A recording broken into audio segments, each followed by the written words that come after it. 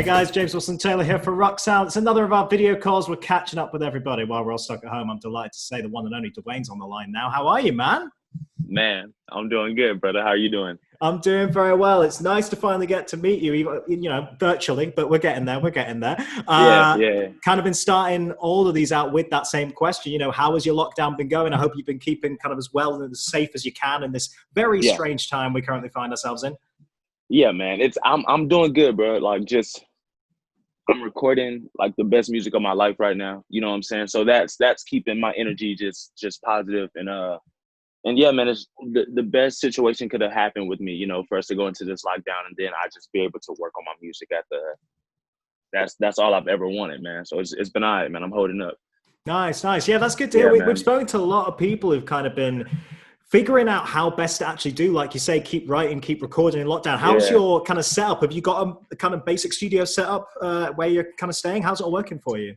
So at the crib, I got my speakers in my room, so I can always play mixes back. I actually got it set up in my house, and I've cut a few tracks here.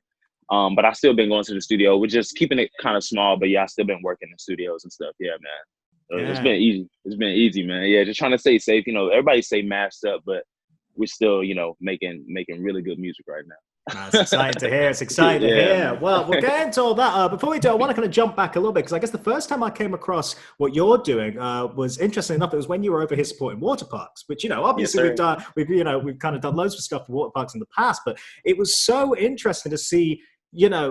It's rare that you get a lineup, particularly on a kind of, they'd hate me calling them pop punk, but you know what I mean? That kind of pop punk show where you've got someone who does a completely different style of music to yourself and completely won over the crowd, by the way. That was very cool to see. How did you first connect with those guys and what was it like playing in front of those crowds and touring with them? Man, I love those guys, bro. We're at Madden together, so Joel and Benji kind of set us up on like a Starbucks date one day because he's from Houston. I'm from Houston as well. So we got set up on like an artist date and we immediately hit it off, man. He brought up some Ghost and like holy water. And I was like, oh, like my family grew up Christian, whatever. And we just like kept talking, kept hanging. And he was one of the early guys that saw it for me, man, because people were looking at me and trying to hear the music and they just wouldn't understand it at a certain point, which I thought was fucking hilarious. But Awsten saw it and he took me on the road the past 2 years. And the first time it was a little like different, like kids were really trying to get it. But the FANDOM tour, 2019, 2020, I was smashing it by then. I felt so confident and I was like, the kids were starting to get it and I was starting to put together the sound, man. And it got us to where I'm fucking talking to you right now, man. So thank Awsten. Thank the fans for believing in me and seeing me and not thinking I was a fucking alien. You know what I'm saying? They really got down this last tour, man, and it just started to make sense. So, well, it does make sense as well because I guess what Austin's talked particularly a lot about over the last campaign is how when you listen to FANDOM as an album, they're trying all kinds of different genres in there and really kind of mixing it up, and that's what you're all about too. So it does 100%. Feel like a good match. Yeah, man, 100%, bro. And that's just like the energy, of what these kids wanted, what is rock and roll or punk music. And once they saw DEWAYNE, they saw me up there, they was like, oh, this is that. And I was like, yeah, that's what I've been trying to tell you guys. So I've been trying to show you guys. So now we rolling though, man. So it's ill. Yeah, you're hitting the ground running for sure. I mean, let's talk about National Anthem because a huge tune that, man. And kind Thank you, brother. The interesting thing with that, and you've said it a little bit in your statement when you put it out and all that kind of stuff. Yeah. It's kind of fascinating to me that it was written last year and yet has become even more relevant, like so many songs had, sadly, in this kind of new situation we find ourselves in. Talk to me about when you first wrote it and the kind of the lyrical inspirations more than anything. Yeah, man, we cut it last year, because I toured it on the FANDOM tour and it was great. We cut it last year and I just had this idea of Malcolm X and like Fred Hampton in my head, just like thinking of these people from the 60s, Black people who were like leaders, you know what I'm saying? And I wanted to kind of just have that energy. And I want to say at the same time it was going on, I think something else had just happened in the world. What's been happening for my whole life and what's been happening our whole life, you know what I'm saying? And I think something had happened at the moment. And I just wanted to go into the track, to the studio and over a crazy riff and just talk a lot of shit, about how I felt and about how it still is, man. You know what I'm saying? So that's all we did. And for it to come out this year and people receive it the way they are, man, it's just, you know, it's a moment for like us, and I say like, I guess like Black people, to where like this moment, like it matters forever.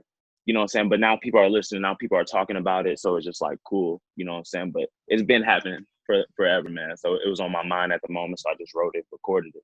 Yeah, it's the quote when you Yeah. put it out that was interesting, saying it's about an America you always knew, and that's Oh, the like, bit that strikes you right there. It's just like always kind of knew that shit. So man, it's, you know, it's love though. You know, we're gonna keep it pushing, and people like me and other artists and other people in like powerful positions in music, I think we have a bigger voice now. So it's like, let's go, man. We got people's attention now, so let's go.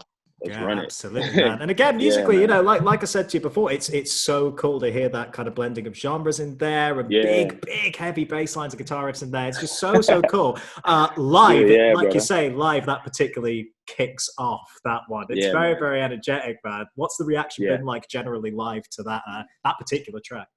Dude, yeah, we would start off the shows with that track as number one. Like, people are just like, what is this? And by halfway through it, it's a fucking rager, bro. So it's sick, man. And I don't know, dog. Like, I love to just put on a fucking rock show, man, and just rage out and dance and fucking all that. So National Anthem was like the perfect track to, you know, introduce that to, man. It was sick. Yeah, absolutely. I guess the other thing everyone's always been talking a little bit about, you got the 1975 reference in there, which is very interesting and timely. How'd you come up with that? Why did you throw that particular shout out in there?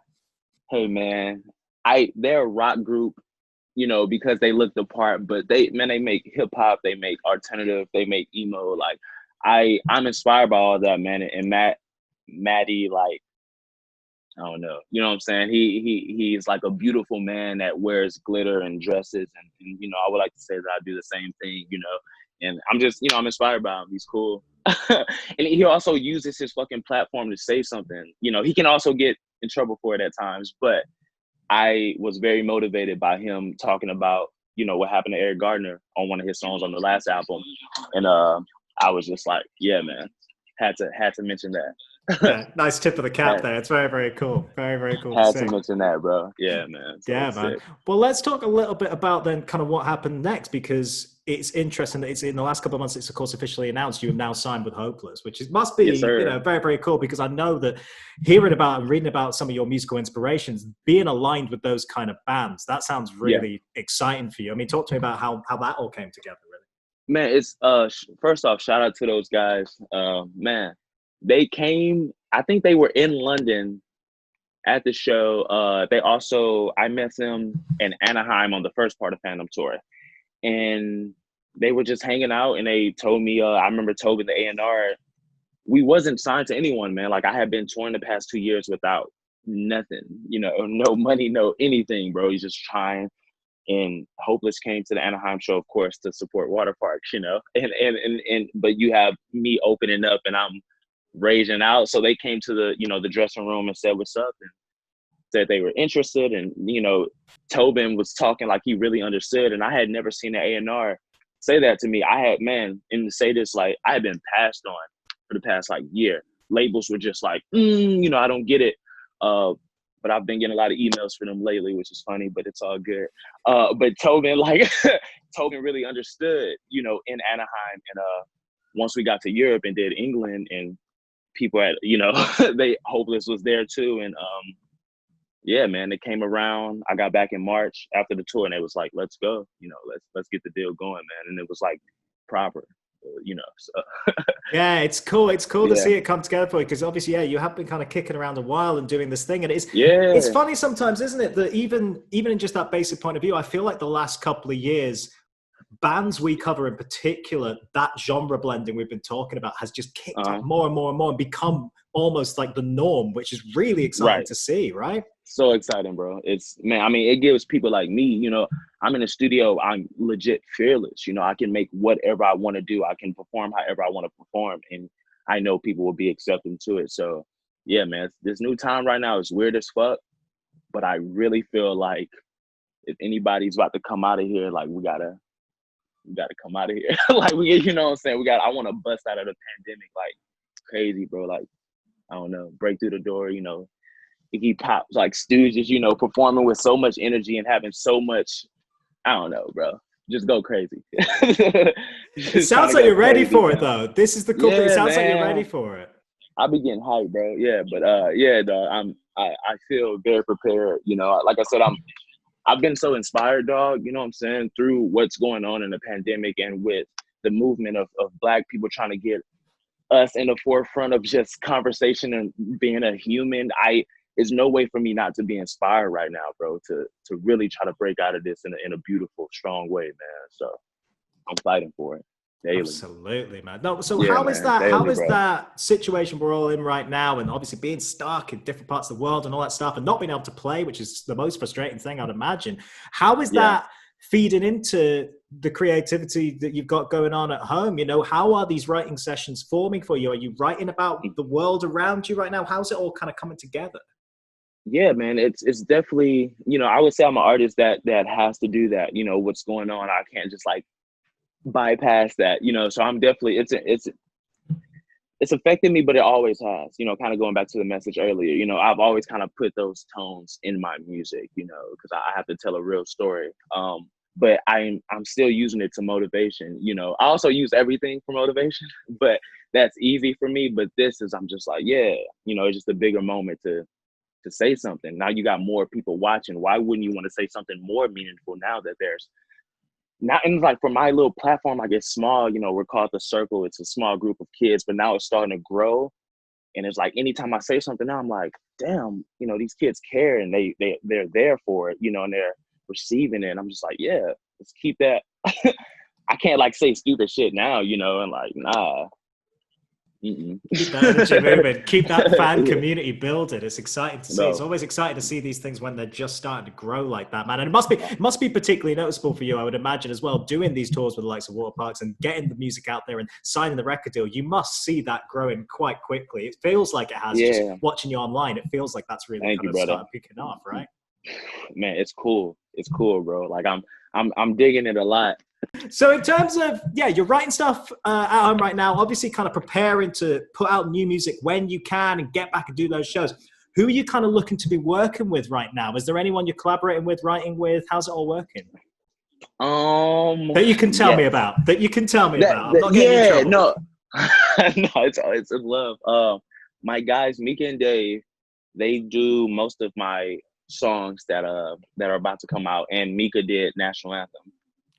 I just started working with this new guy named Drew Falk, who he goes by Wizard Blither. He's done like a lot of rock shit. But he's done Peep and Wayne. I go into his session yesterday. He has fucking 3 platinum plaques of like #1 rock songs, and I'm just like, oh, all right, like we got to make a banger today. But yeah, those guys, man. So Zach Cervini's doing some mixing for me. He did National Anthem, which, you know, he's the GOAT. And then one more is I definitely have something with Waterparks coming out.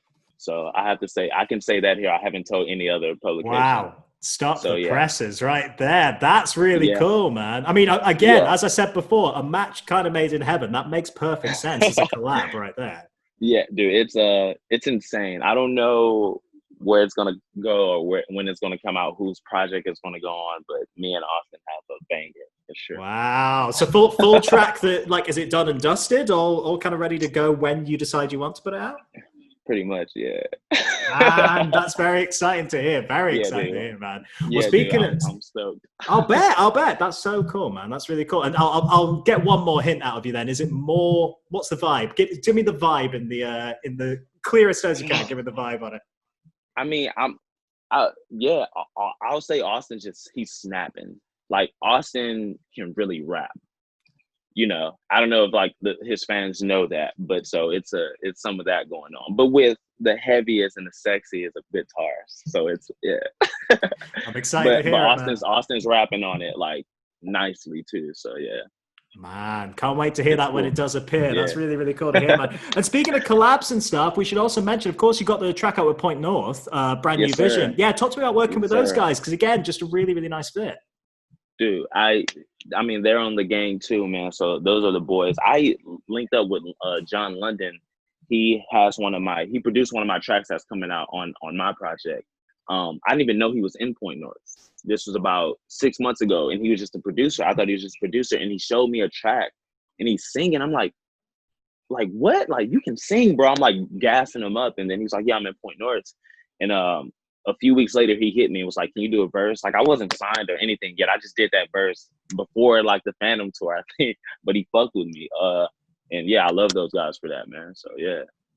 Those are the homies. Yeah, for sure. It was a cool collab, man. It worked really well. Well, like I say, you know, that is kind of case in point, isn't it? It feels like a very kind of quick rise for you. And I'm glad to hear you're kind of really up for hitting the ground running when we can get back out there and see some shows and get some music out there. Most definitely. Appreciate you too, Jen, like for saying that, man. Cause like, yeah, I'm ready, bro. And I feel, I'm just geek, man. You can tell. I'm just geek, you know what I'm saying? But I also feel like the music is ready, man. Just yeah. It's exciting, man. It's exciting, dude. Well, I'll leave you with this then, man. I'll leave you with this, which is the kind of just what is next question. What are the kind of aims for you when we can get back? I know obviously this year is so up in the air in a load of ways, but what are the kind of targets you've kind of set for yourself? Are you hoping to get album in the next year? Is it just putting out music when you can? Is there people you specifically want to work with? What are the things you're kind of looking to tick off as we kind of kick up into it? I mean, I'm gonna answer that because I got big dreams, so I might say like 10 things. But I've never put out a full length, you know, record. You know, people have just heard singles from me, and I want to give people a body of work eventually. So that's a goal. And we're not about to just sit at home. Like, I'm about to drop singles, like songs. So that's coming. We got some dates set up for that. I won't say when, but this year for sure. I'm trying to drop a few more. I just got like an agent. I didn't even have an agent when I was booking tours. So once tours start back up, like, I'm everywhere, US, Europe, England. I hope I can hit, you know, all that once it starts back up. And yeah, man, I want like, I mean, 1975, Tyler Joseph, you know, like, I just want to talk to those guys. I don't even got a collab. I just want to make pancakes for them or something like that and hang and tell them that, you know, hi. So yeah, I want to collab with that, you know, in conversation. But other than that, man, I just want to work my ass off and you know, like, yeah, be here for a long time. So absolutely, working towards that, man. Good attitude to have for sure, man. Dude, yes, I really appreciate you, chat. It's good to finally meet you. We'll look forward to seeing you when you can get over to the UK, obviously, and we'll check out some live shows and stuff. Please, man, we got to sit down on the couch. We got to talk. You know what I'm saying? Absolutely, man. Absolutely. Yes, sir, oh, yeah. Zoom has served me well, but I'm looking forward to having conversations properly. It's all good, man. In the meantime, look after yourself, and we'll talk to you when we can, all right? Good to see you. I will, brother. Yeah, man. Be safe, bro.